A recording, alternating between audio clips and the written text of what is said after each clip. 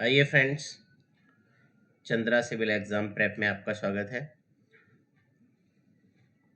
आज हम लोग प्राचीन भारत से संबंधित कुछ महत्वपूर्ण 20 प्रश्नों की श्रृंखला का अध्ययन करेंगे और इस श्रृंखला में वो क्वेश्चंस हमने शामिल किए हैं जो आपकी विभिन्न प्रतियोगी परीक्षाओं में समय समय पर आते रहे हैं। इनकी गुणवत्ता बहुत ही अधिक इम्पोर्टेंट है और आपके आने वाले एग्ज़ाम्स के लिए ये बहुत ही आपको सहायक होंगे और आपकी सफलता में योगदान देंगे। आइए शुरू करते हैं। ये है आपका प्रश्न नंबर 1। निम्नलिखित में से कौन सा एक हड़प्पा स्थल नहीं है? Option A Kotdiji, option B Chanhudaro, option C Desalpur, option D Sahgora. इसमें आप देख रहे हैं कि ऊपर के तीन ऑप्शंस ए बी सी ये हड़प्पा स्थल से संबंधित हैं और जो आपका ऑप्शन डी है ये सहगोरा, ये हड़प्पा स्थल नहीं है।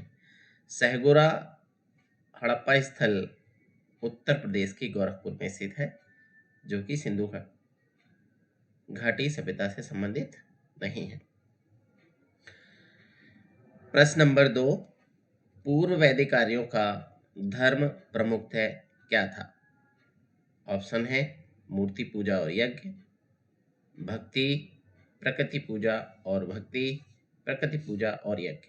आप इसमें देख रहे हैं कि आप ऑप्शन सारे के सारे एक जैसे दिखाई दे रहे हैं, इसलिए पूर्व वैदिक आर्यों का धर्म यानी कि जो वैदिक सभ्यता के आर्य थे उनसे पूर्व जो वैदिक आर्य थे उनका धर्म क्या था, ये प्रश्न पूछा है। तो आपको पता होना चाहिए कि जो पूर्व वैदिक आर्य लोग थे वो प्रकृति पूजा और यज्ञ में अपना विश्वास रखते थे, यानी कि ऑप्शन डी इसका सही है। Question number 3। प्राचीन नगर तक्षशिला निम्नलिखित में से किसके बीच स्थित था? तक्षशिला ऑप्शंस हैं आपके बीच में चेनाब तथा रावी, रावी तथा ब्यास, झेलम तथा चेनाब, सिंधु तथा झेलम। तो आपको पता होना चाहिए कि तक्षशिला सिंधु और झेलम नदी के बीच में स्थित था, यानी कि ऑप्शन डी इसका सही आंसर है। Question number 4। प्राचीन काल के भारत पराक्रमणों के संबंध में निम्नलिखित में से कौन सा एक सही कालानुक्रम है? यानी प्राचीन भारत में भारत पर आक्रमण हुए और उन आक्रमणों में किसने आक्रमण पहले किया, किसने उसके बाद किया और किसने सबसे बाद किया, इसका एक कालानुक्रम है। ये बहुत इंपॉर्टेंट क्वेश्चन है, आईएएस में और पीसीएस में कई बार रिपीट हुआ है। तो इसका सही आंसर है यूनानी, शक एंड कुषाण, यानी कि ऑप्शन सी यूनानी, शक और कुषाण इसका सही आंसर है। आइए साथियों चलते हैं आगे। Question number 5। भारत की धार्मिक प्रथाओं से संदर्भ में स्थानकवासी संप्रदाय का संबंध किससे है? स्थानकवासी संप्रदाय क्या है और हमारी जो धार्मिक प्रथाएं हैं उनमें स्थानकवासी संप्रदाय जो है वो किससे संबंधित है? तो इसका आंसर है स्थानकवासी संप्रदाय हमारा जैन मत से संबंधित है, यानी कि हमारा इसमें ऑप्शन जो डी है वो राइट आंसर है, ऑप्शन डी। इसी तरीके से क्वेश्चन नंबर 6 में चलते हैं। भारतीय इतिहास के संदर्भ में निम्नलिखित में से कौन भावी बुद्ध है जो संसार की रक्षा हेतु अवतरित होंगे? 4 ऑप्शन आपके सामने हैं, मैत्रेय, अवलोकितेश्वर, पदमपढ़ी, लोकेश्वर। तो आपको पता है कि जो मैत्रेय हैं वो हमारे भावी बुद्ध हैं और वो संसार की रक्षा के लिए अवतरित होंगे। आइए आगे चलते हैं क्वेश्चन नंबर 7 पर।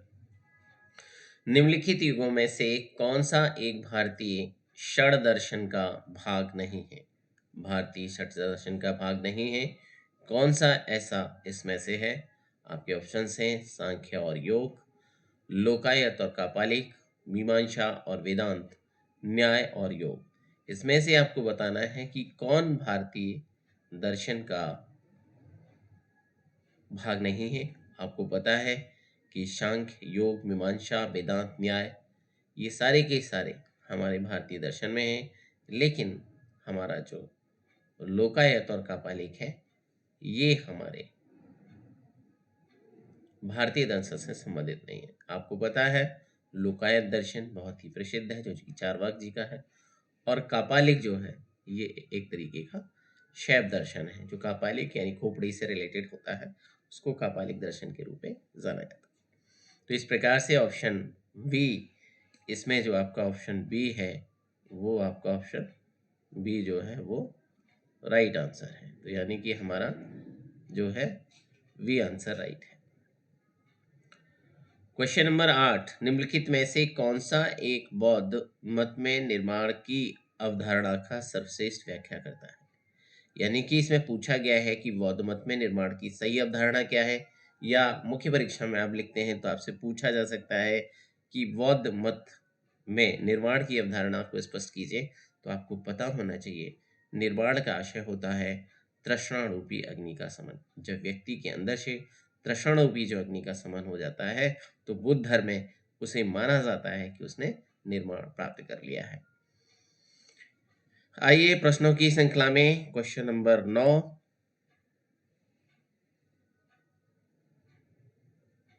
क्वेश्चन नंबर 9,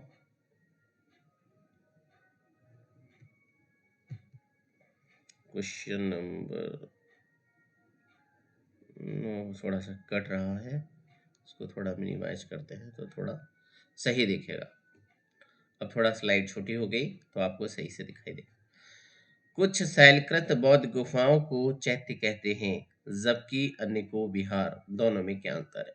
यानी इस प्रश्न में पूछा गया है कि बौद्ध गुफाओं में चैत्य और विहार में क्या अंतर है।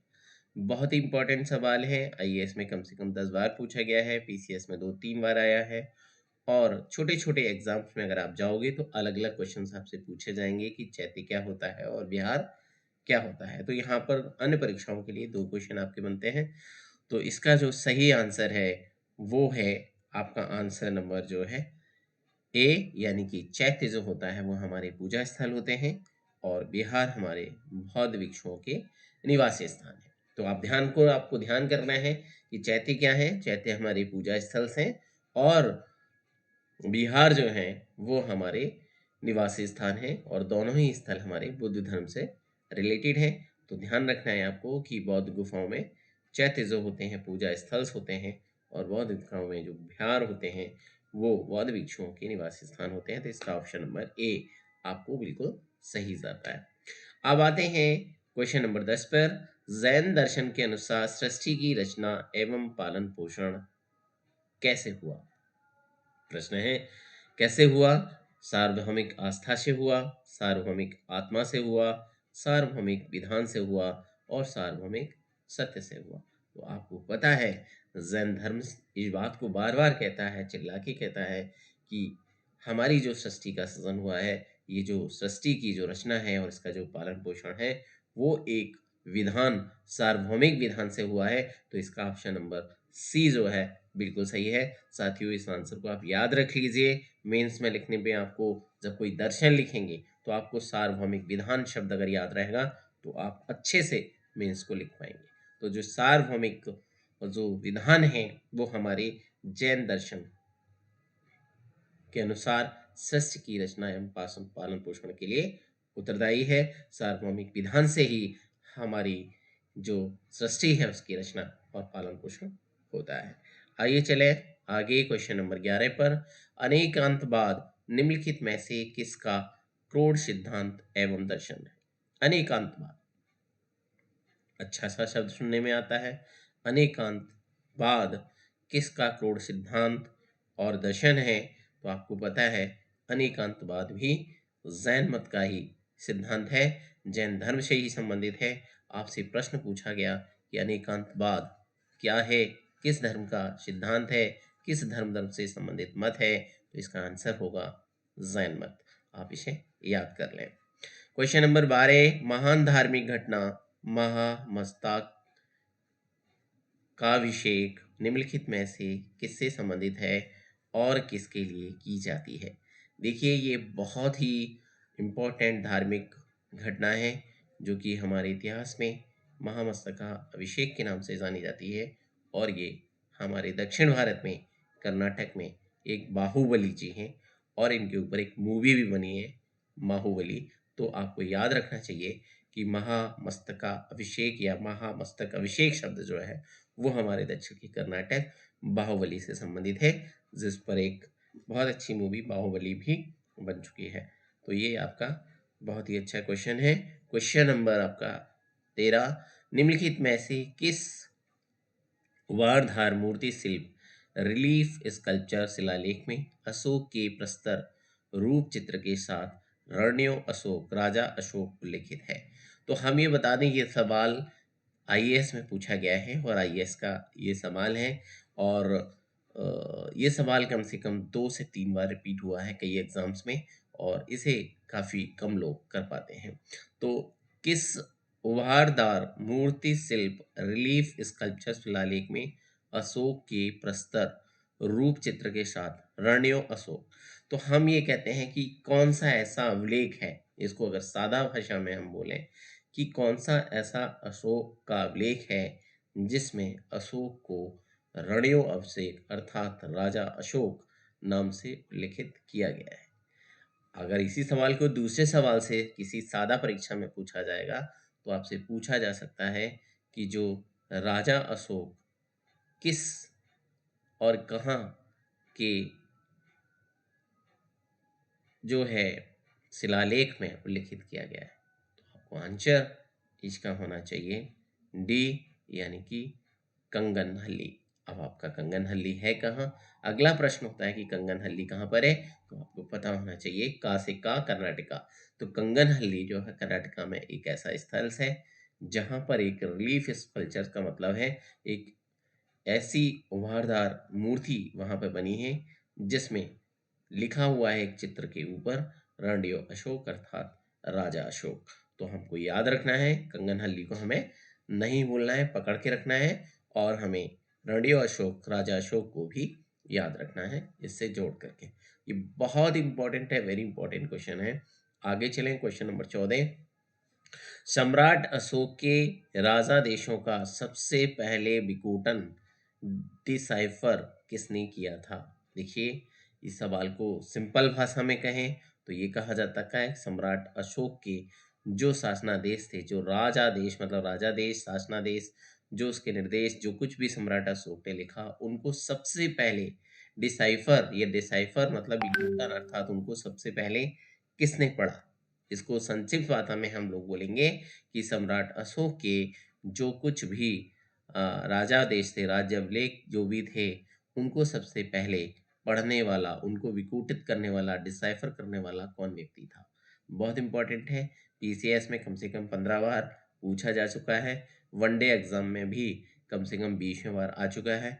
तो ये सवाल आपके लिए बहुत ज़्यादा इंपॉर्टेंट है, ऐसे सवालों को आपको रट लेना चाहिए, है ना, हमेशा याद रखें। तो सम्राट अशोक के जो राजा देश थे उनको सबसे पहले विकूटन करना, उनको पढ़ना, उनको डिसाइफर करना, सबसे पहले उनको पहचानना, ये थे जेम्स प्रिंसेप। 1837 में सबसे पहले इनके द्वारा ये पढ़े गए थे।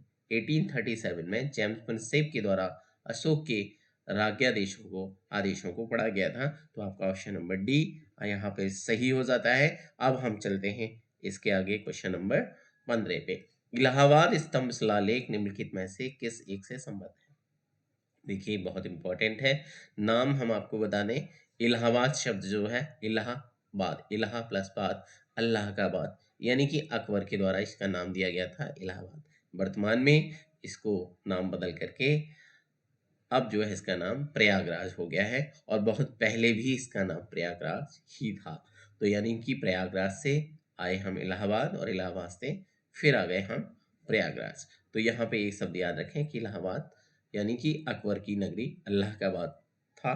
अब ये कहता है कि किस से संबंधित है, तो जाहिर सी बात है यहाँ पे जो इलाहाबाद स्तंभ शिलालेख है वो एक किसी शासक से संबंधित है। उस शासक का नाम क्या है?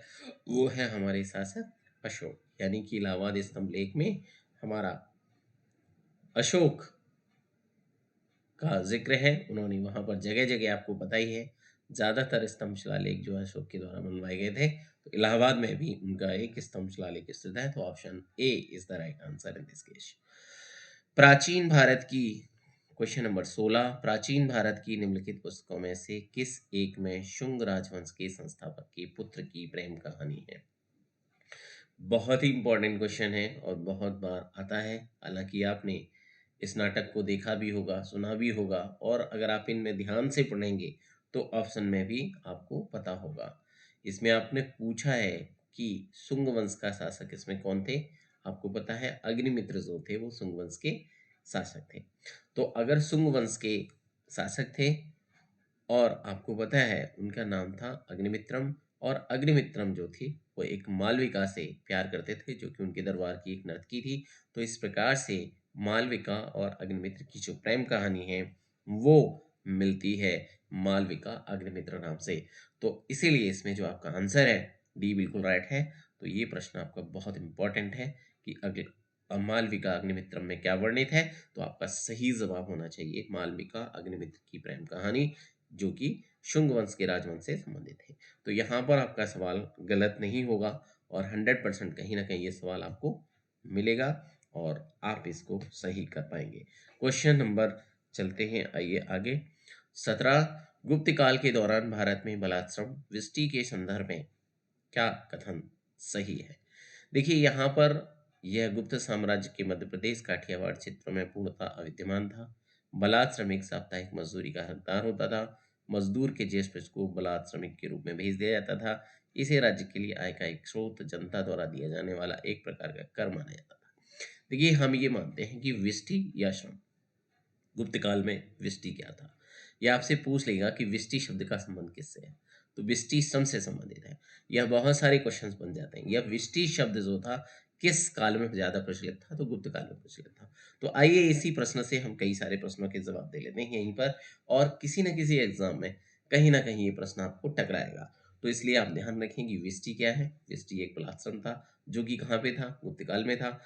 किससे संबंधित था, थी क्या चीज, ये वास्तव में व्यष्टि था कि क्या की, तो ये बेसिकली एक था। इसे राज्य की एक आय का स्रोत माना जाता था और इसे जनता द्वारा दिए जाने वाला एक प्रकार का कर माना जाता था। यानी कि राज्य किसी भी व्यक्ति से पकड़कर उससे एक बलात् श्रम कराता था, जैसे व्यष्टि कहा जाता था।